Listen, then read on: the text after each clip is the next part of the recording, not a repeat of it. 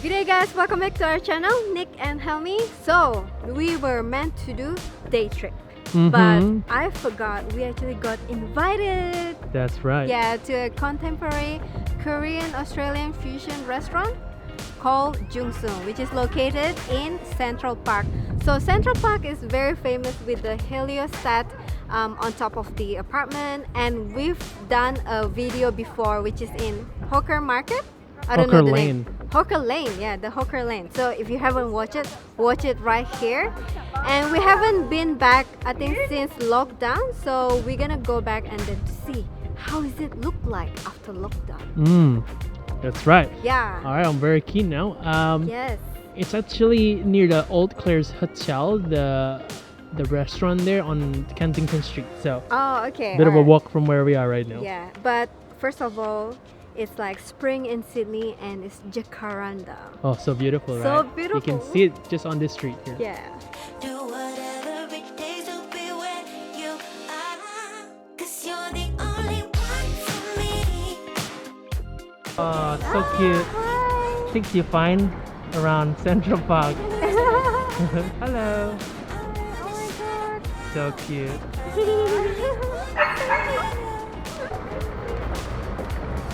Wow.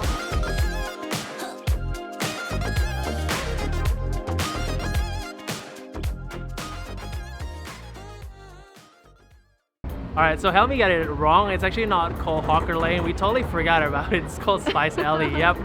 But yeah, it's just right behind here. There's an alleyway. You can get a lot of hawker style food that you can remember from, I guess, Singapore, Malaysia, and all different It's parts a of cheaper Asia. option. Yeah, it's a cheaper option. But here, Kensington Street, it's kind of your kind of main flagship kind of road here. It's a little road, but that got a lot of like really great restaurants. Holy Duck here, and they've got obviously Jung Sung, where this is the restaurant that we're gonna go to. It's like a few stories, so it's in a kind of heritage building. It looks really nice. It's fancy, it's modern. I'm very keen to try it because apparently the chef here has some Michelin star restaurant exposure and experience. So I guess this is kind of like a Michelin star-ish chef, you know?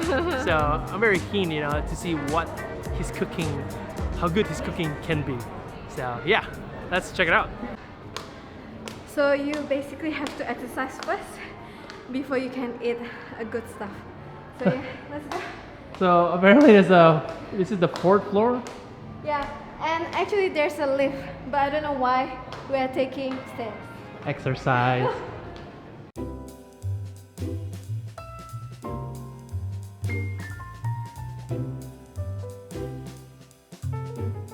You might not know this, but 99.9% we normally pay all the food in the YouTube video ourselves. Unless we say it's gifted or it's free, then this is one of them. It's free. And you know what? It's actually Nick's birthday tomorrow, which is when this video come up. It's actually Nick's birthday. So if you haven't already, comment down below and say, "Happy birthday, old man." And you know what? Both of us forgot about his birthday. So I am excused because he actually forgot his own birthday. I didn't order the cake, so Nick not gonna have a cake. And I didn't book any lunch or dinner as well. So yeah, I'm sorry. But anyway, we got invited for this one. So disclaimer, this is gonna be free, but all the opinion is our own. And we are currently, as you know, at Jung Sung. And this Korean contemporary restaurant is very cool. It's good for like, you know, this special occasion. We are actually with other foodies as well. And yeah, we're gonna show you the food. So it's not like your Korean barbecue or, you know, like normal kimchi, but Yeah. this is more like Australian Fusion. take of Korean food. And the good thing about it is that we love Korean food. That's why we said yes. Yes, and as you see, there's we actually interviewed the chef named Insup Kim, and he's pretty good looking. Oppa! Anyway, so he used to work, right, Nick? Well, he used to work at Michelin restaurants and also chef for Altitude restaurant at Shangri-La. So yeah, I think it's gonna be good feast. Yes. So we're here in the kitchen now with Insup, which is the head chef here. So he's really gonna explain a little bit about what we're gonna be eating today. This is our spring menu. So cuisine is modern Korean with Australian produce. So Nice. pretty much seasoned product. So we have some yellowfin tuna to start. Elephant tuna. Yeah, and we have a ketchup day, blue cut, and also we have option of marbling score 9, wagyu beef, pork, or lamb dish. Our beef also we just marinate for overnight in Korean sauce, Nice. so it breaks all the fiber, super tender, but still have a super great marbling in it. Yeah, so it's simply charcoal grilled and it's super juicy and tender. Okay, so this first one, I have no idea what it's called, but it's scallop, and it's actually not on the menu. They said this is like complimentary to the 4-course meal. I love the way they played it. Yeah, you guys are inside, you've got the scallop, you can see that, and then you got some tomato, cucumber, and then this is a kind of like a vinegar kind of sauce there. So I have no idea what the green stuff is, the bubbly stuff there, but yeah, let's just give this a go. Interesting. So, like with the sauce itself, the vinegar, it's not like very strong. It's more kind of lemony kind of taste there. The actual scallop here is actually kind of nice and bouncy there. It's just almost like this is like a really good palate cleanser, you know, very early on, really just cleanse your palate. It's not too fishy as well. It's perfect. You know, you had like all that vinegar and that cucumber and tomato really sipping in all into the scallop there, and then giving it just a nice and neutral taste there. Yeah, and then now it's all gonna come back. Well, we never probably go. I stopped and then You know what? Normally, well, I love roast scallop, but the sauce, which is like the cucumber and I guess a bit more tomato, is that right? You know, pickled cucumber kind of thing. Yeah, so it gives you like a very refreshing flavor, and yeah, it's very, very nice. It's really good for entree. We're actually getting hungry, and it's like 1 o'clock. We didn't have any breakfast. Well, okay, this morning we went to like a coffee tasting. There's something going on happening. Very exciting. But anyway, so we've tried about 12 coffee. So I am very hyped right now.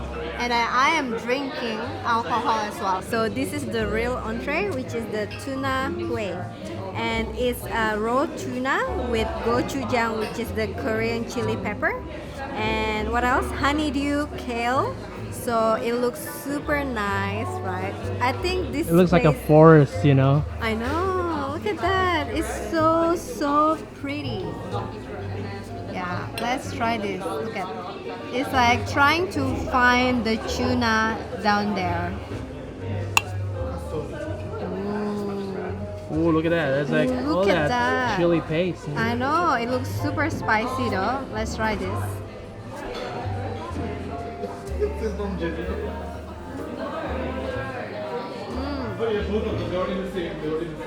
Both Nick and I actually not really fan of tuna.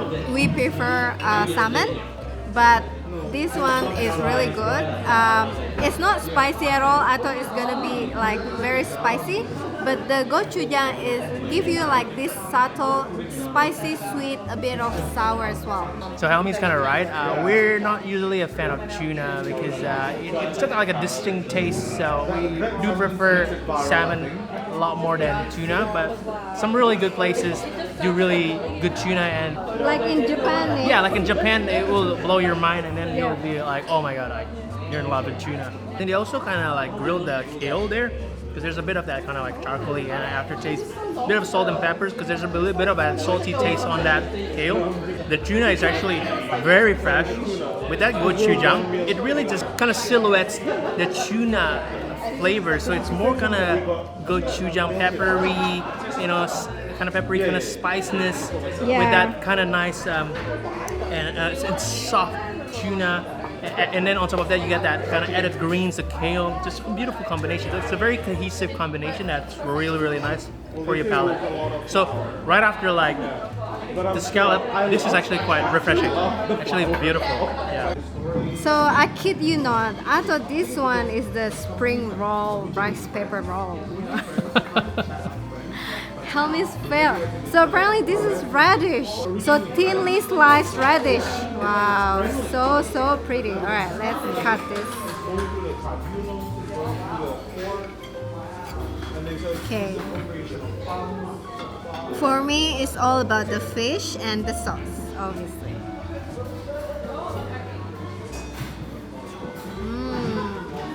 What do you think, Helmi? It's good. So the fish is like super smoky and it's beautiful. It's well cooked. It's not overcooked, obviously. And the white asparagus is like give you some freshness. So that's why this is really good spring menu. Now this is the dish that I saw they were cooking it earlier. It's the blue-eyed cod, and then underneath you get the crown daisy, which is mixed with blood orange as well. And then they've got the white asparagus sauce here. Oh man, this is just absolutely beautiful. Nice soft and smokiness. It's just a really nice new flavor there when you add the white asparagus. It's actually very subtle but flavorful fish. Love that. After a long wait, our main is here. Look at this. Helmi's got the crispy pork belly, and then I think the pork cheek as well, right, Helmi? Yeah. And then I got myself the beef. I love beef, okay?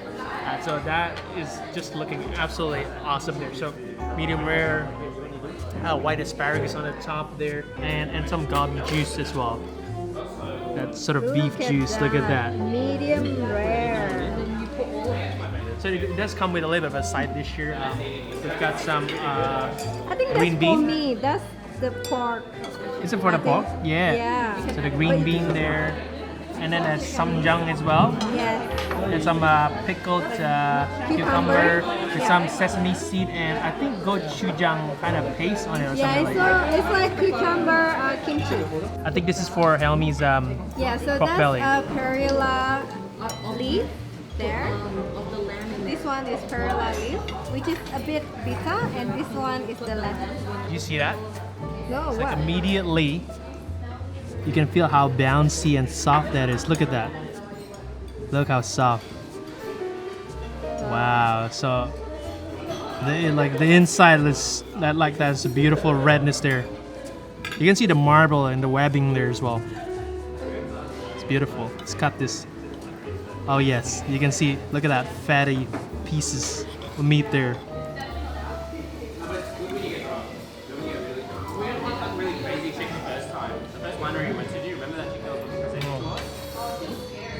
Oh man, that is a beautiful grated wagyu beef. So this is a tofu puree underneath apparently. I'm gonna get a bit of that white asparagus on top as well. So slippery.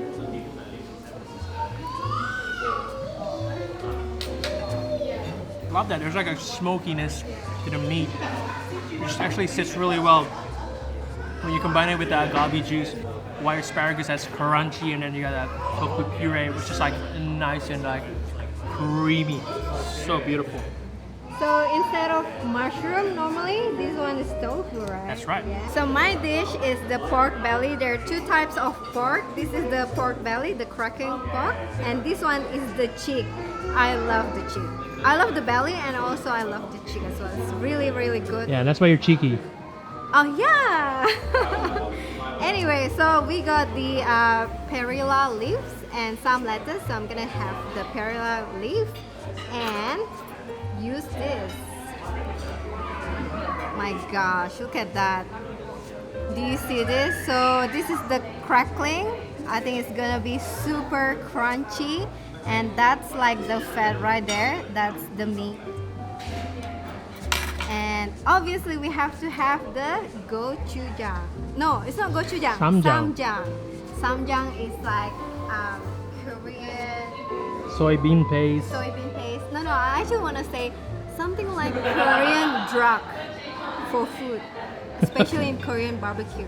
This is a must-have. It's like a staple combination that you gotta have. Like as Indonesian, we love our kecap manis, which is the sweet soy sauce. Korean love the ssamjang. Oh my god. The pork is absolutely so good. Like it's so crunchy and it's perfectly cooked. with the ssamjang is really, really nice. Oh my god. Alright, let's hear the crunch, just the crunch. Ooh, yeah, nice and crunchy. Look at that. Is it salty, Helmi? Yeah. Yeah. It's like your classic pork belly. It's not super salty though. I mean, this is like just like super crunch, but not too salty, which is perfect. Yeah. But the meat itself is really, really good. All right, let's try the cheek because I think the cheek is really tender. I'm gonna try this. Oh, actually quite hard to cut. There we go.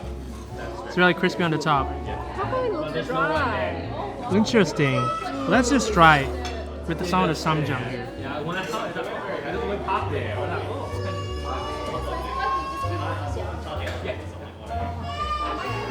Is it dry? No, that's kind of like ssamjang, but there's a little bit of that kind of spicy peppery hit. So if you look at the pork cheek right here, it looks a little bit dry, right? But man, when I bite through it, like when I cut it, it looks dry, but when I bite it, that thing is so much flavor, so soft, and actually really juicy. Especially when you add that ssamjang right there. It's incredible. Like it gives you like that like refreshing like soybean kind of taste. And then you got the crunchy skin on the top and a very, very tender meat. Wow. If you try really bad pork belly and you go in here, this is gonna blow your mind. It's actually really soft. It's really handpicked. One of the good quality of meat that they choose, and the way they craft it is so perfect. Especially that quality of that pork meat. It's actually really good. For dessert, we have corn. But it looks like corn, but it's actually not corn. So this one is called sweet corn. So it's a sweet corn custard with soy sauce caramelized pistachio. My gosh, it looks super pretty. Like, I don't want to destroy it, but you know what? I have to, right? Look at this. Yeah, look at that. That looks like corn, but it's not. Oh, gosh. What is inside? I don't know. Let's try this. Yeah.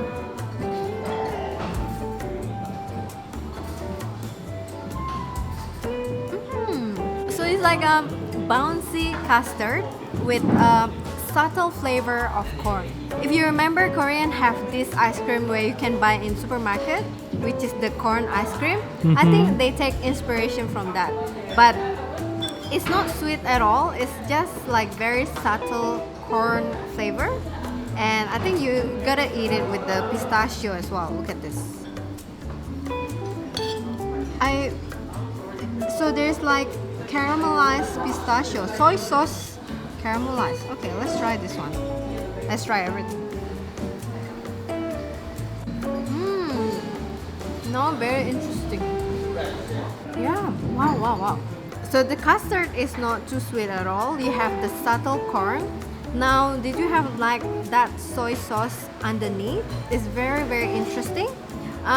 For me, I think I just prefer just the sweet corn custard without the soy sauce. I don't know. I just feel like I think just eating the sweet corn custard is perfect for it. So this one is quite an interesting dish. So this has got the raspberry sponge cake. That's what they said. The lemon basil ice cream on the top there. And then down here, it's like, I guess it looks like a custard. Apparently they said there's like bee pollen inside as well. So quite a different combination. Nice. Wow.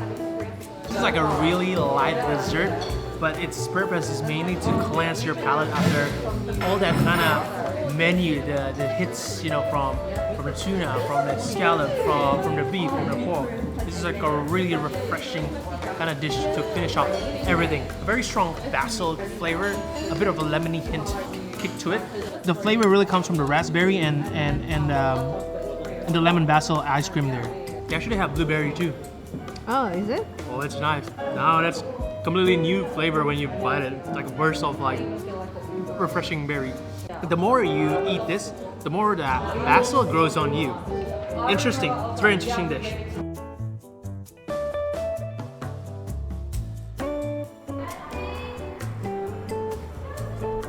Where are we right now? Machi.